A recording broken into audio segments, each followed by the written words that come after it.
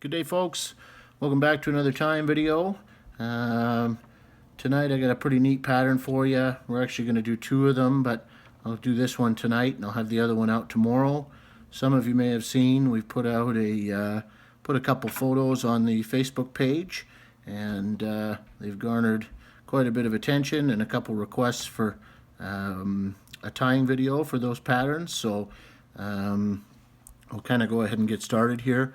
Kent at Canadian Llama sent us some pretty neat materials, and I've been playing with them and come up with a couple buzzer patterns. So what I'm using is these are a tapered synthetic quill, and they kind of come on a card like this, and you just peel them off the card.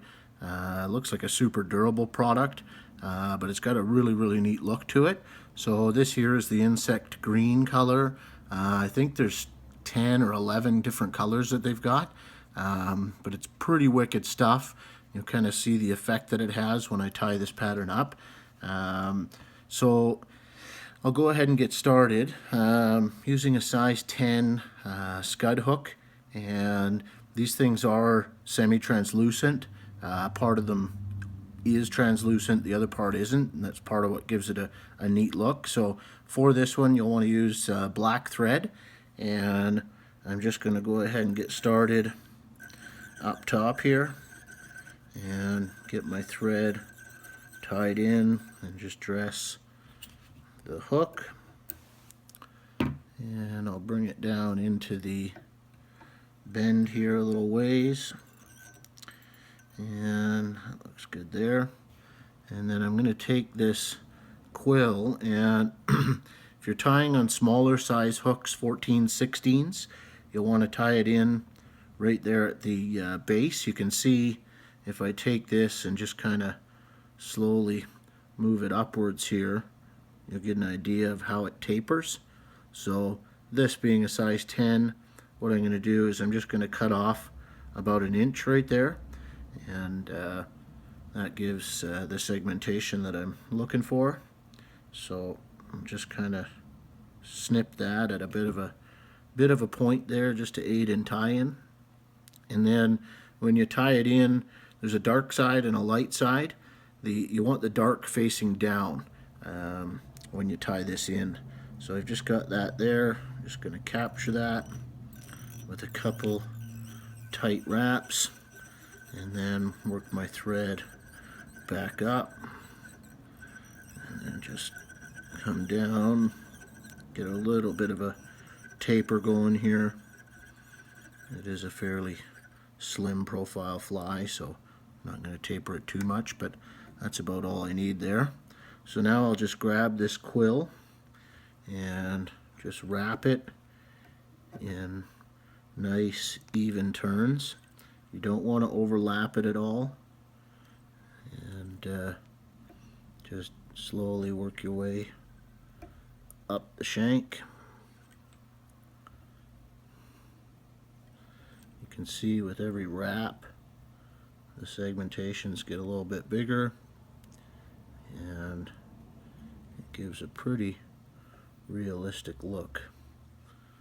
So I'll just get it tied in up to that point there. I'll tie it off,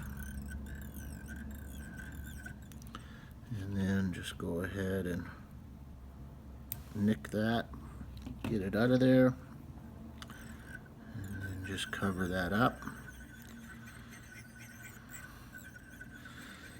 And so next thing I'm going to tie in is some light olive stretch floss, almost a chartreuse color this one, but either would work. So I'm just going to wrap that around the thread, pull the thread straight up underneath, and with a little bit of tension on the stretch floss, just start to wrap this back. And once I get back there, I just let that go, and these pieces will naturally want to go to either side of the hook. So you do that, come back, make sure they're nice and snug, and then just work bit of this taper for the thorax, and then also just flip this over and make sure that you've got everything covered up underneath. You don't have to build this up too much. You can do that with our last step, but that looks pretty good there. So now I'm just going to take this stretch floss and kind of pull it up and across and tie it off just almost on top there. Do the same thing with this side. Pull this one up and just get that tied in nice and secure there. That looks pretty good. So a couple tight, snug wraps on here. Make sure these aren't going anywhere. Throw a couple down in front there if you need to. Just make sure they're really locked in. And then really pull on this, and then just nip it out of there. And that's just gonna not leave much of a tag that you have to cover up. And now we can go straight into a whip finish. A couple turns is all you need. Get rid of my thread, and now I've got an orange Sharpie, and I'm just going to come in on the back half of this stretch floss and just color that in with the orange.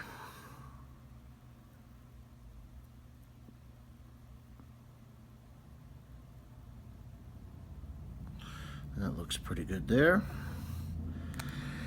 And also something I've been using a little bit lately is played with a lot of UV resins, but this stuff by far so far has been the best.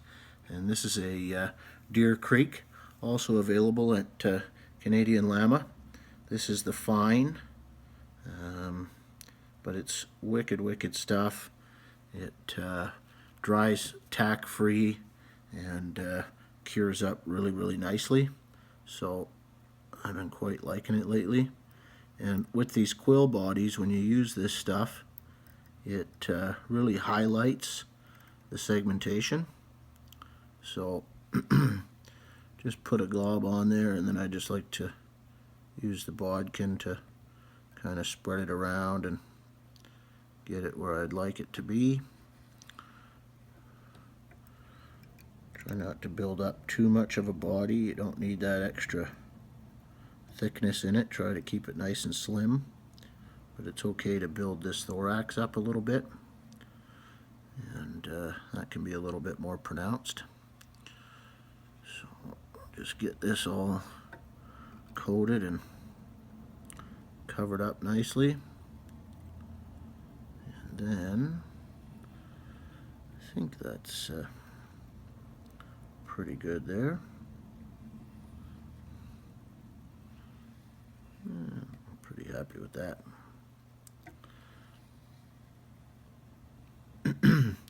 Now we'll just come in with our UV light, cure that.